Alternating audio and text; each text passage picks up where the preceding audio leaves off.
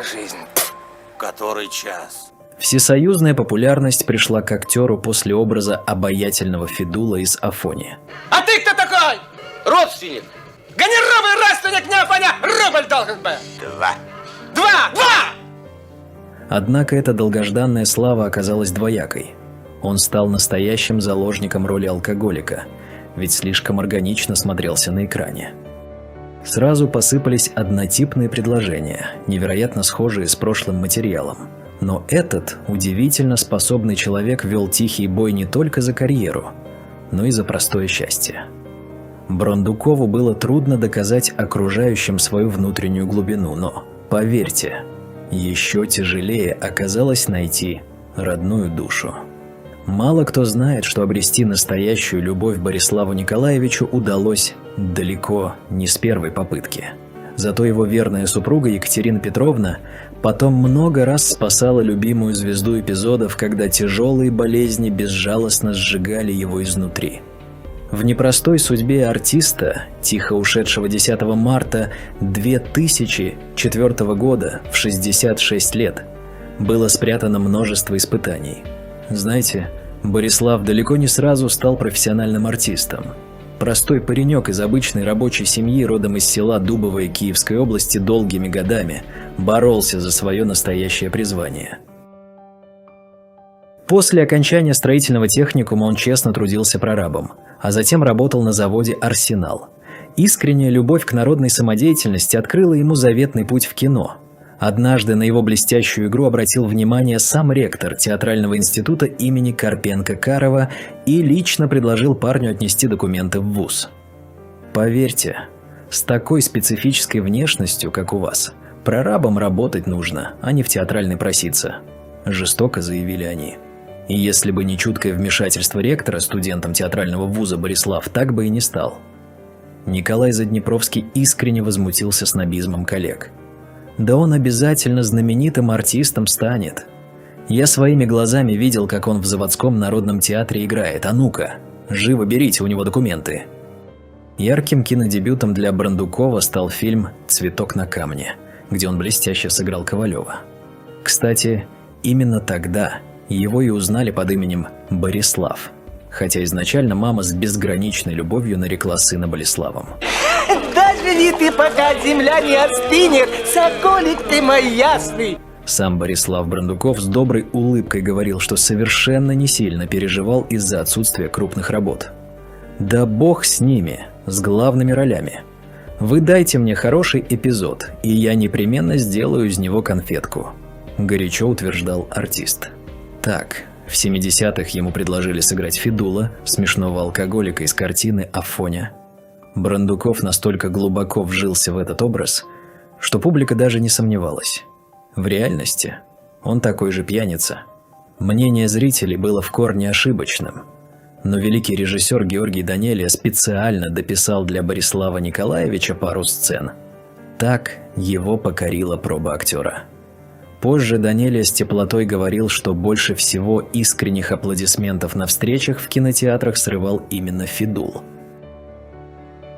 В костюме и гриме наш Боря был настолько органичным, что когда во время съемок в ресторане он вышел на улицу покурить, строгий швейцар ни за что не хотел пускать его обратно. С нежной улыбкой рассказывал Георгий Данелия. Увы, экранные ассоциации безжалостно взяли свое. Потрясающего артиста постоянно звали на пробы персонажей с криминальным прошлым, маргиналов и хулиганов.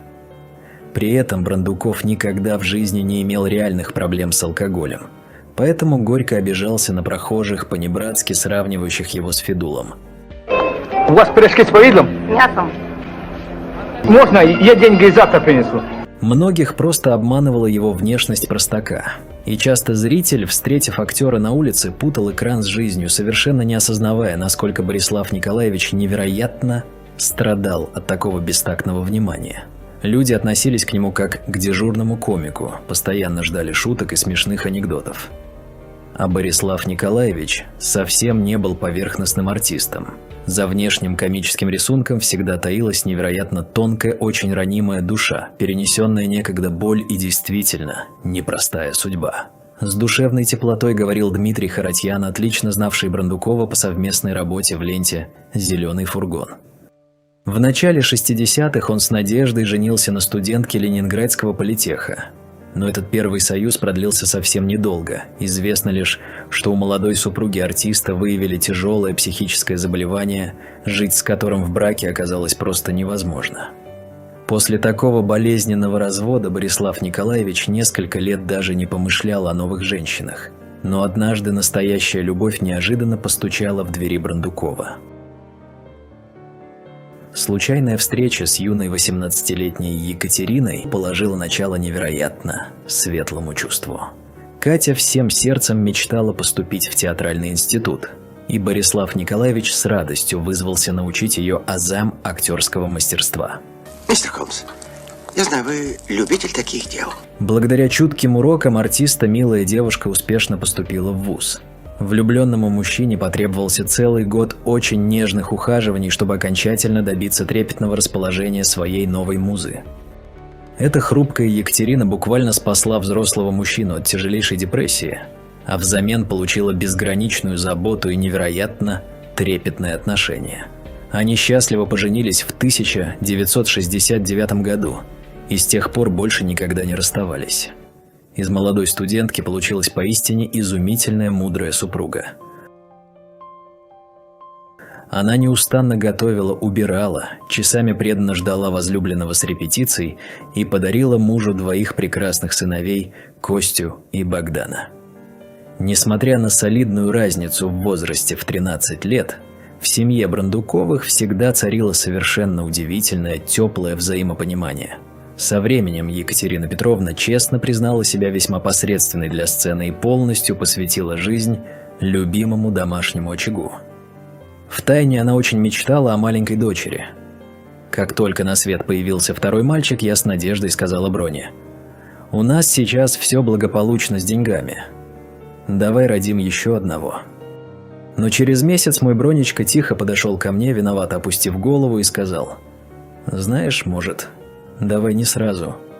Уж больно это тяжело». С нежной улыбкой вспоминала те годы Екатерина Петровна в одном из своих интервью.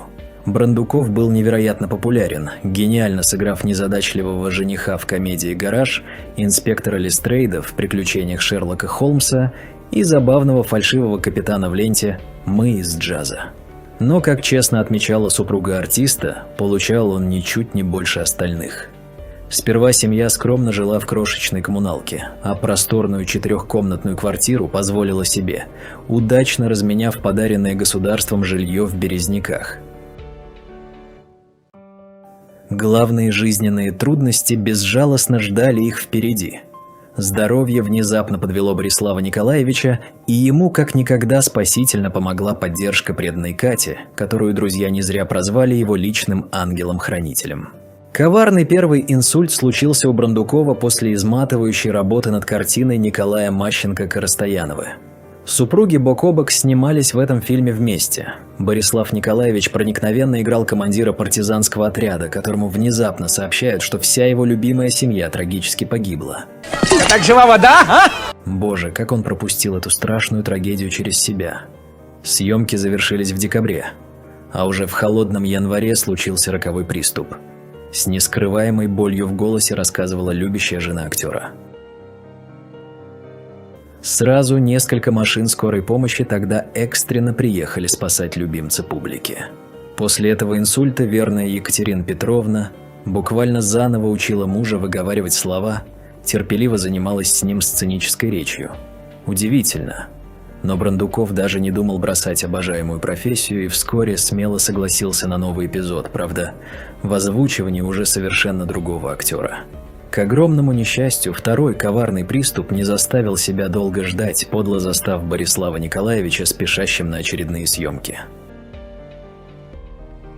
Мой Бронечка целых 3 дня был в страшной глубокой коме. Я неотлучно ночевала с ним в больнице прямо на краешке одной койки. Сама кормила его с ложечки, терпеливо помогала заново ходить. И настоящее чудо произошло. Дело пошло, он выкарабкался. Правда, после второго удара у него стремительно ухудшилось зрение. А я в это невероятно темное время, чтобы хоть как-то поддержать наш скромный семейный бюджет, отчаянно взялась за старенькую швейную машинку, С легкой грустью пояснила Екатерина Петровна. Актер немного восстановился после тяжелейшей болезни. Но в отечественном кино настало глухое кризисное время. Преданная супруга навсегда оставила работу, чтобы ежеминутно ухаживать за Брандуковым, и денег в доме почти совсем не осталось. До слез больно осознавать, что им порой приходилось с неловкой благодарностью угощаться пирожками, робко предложенными узнавшими Борислава Николаевича прохожими, и забирать копеечный суповой набор из жалости от знакомого мясника. В самый последний раз великий артист появился на экране в 1997 году в трогательной картине «Хиппиниада» или «Материк любви». А вскоре он перенес очередной жестокий инсульт. Увы, на этот раз актер уже физически не смог восстановить былые силы. Он перестал говорить и почти не двигался. Но любящая жена с уверенностью утверждала, что абсолютно все читала по добрым глазам своего возлюбленного. Верная Екатерина Петровна ни на секунду не оставляла супруга до самого конца. И только благодаря ее святой, всеобъемлющей заботе он прожил еще целых 7 лет. Из-за внезапной высокой температуры у слабеющего Брандукова критически нарушилось кровообращение, и он тихо, без боли скончался прямо на руках у своей единственной спутницы жизни 10 марта 2004 года. Супруга отдала всю себя, чтобы продлить жизнь любимому человеку, и ее доброта навсегда останется в истории. Верите ли вы, что такая самоотверженность всегда возвращается сторицей? Жду ваших размышлений под видео.